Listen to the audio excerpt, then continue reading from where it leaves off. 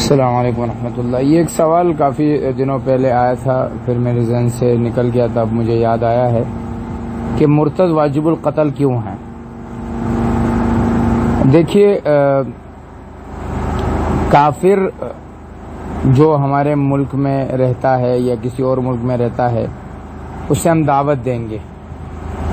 اور اس دعوت کی بنیاد پر ہم اسے کہیں گے کہ تم مسلمان ہو جاؤ۔ وہ اگر مسلمان ہو گیا تو ٹھیک ہے،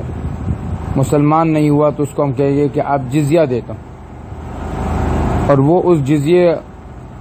یعنی ٹیکس دے گا اور وہ ہمارے ملک میں رہے گا۔ لیکن اگر ایک آدمی مسلمان ہوتے ہوئے پھر اپنے دین کو چھوڑ دیتا ہے تو اب یہ آدمی کافر کہلائے گا، مرتد کہلائے گا، اور مرتد کے لیے صحابہ کے زمانے سے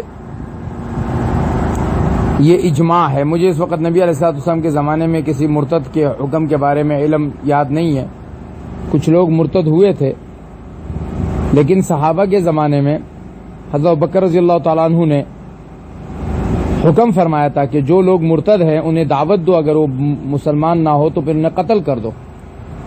اور ابوبکر رضی اللہ تعالیٰ عنہ کی جو لڑائی تھی وہ دو طرح کے لوگوں سے تھی، ایک وہ تھے جو مرتد ہو چکے تھے، اور ایک لوگ وہ تھے جنہوں نے مرتد تو نہیں ہوئے لیکن زکوٰۃ کا انکار کیا تھا۔ تو صحابہ کے اجماع سے یہ بات ثابت ہوئی ہے کہ مرتد واجب القتل ہے، اور اس کے بعد پوری امت کا اس پر اتفاق ہے۔ لہذا ہم یہی کہیں گے کہ اگر کسی آدمی نے خدا نخواستہ ارتداد اس نے اختیار کی ہے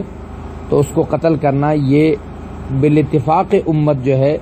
یہ عمل ہے، اور اس کو قتل کیا جائے گا۔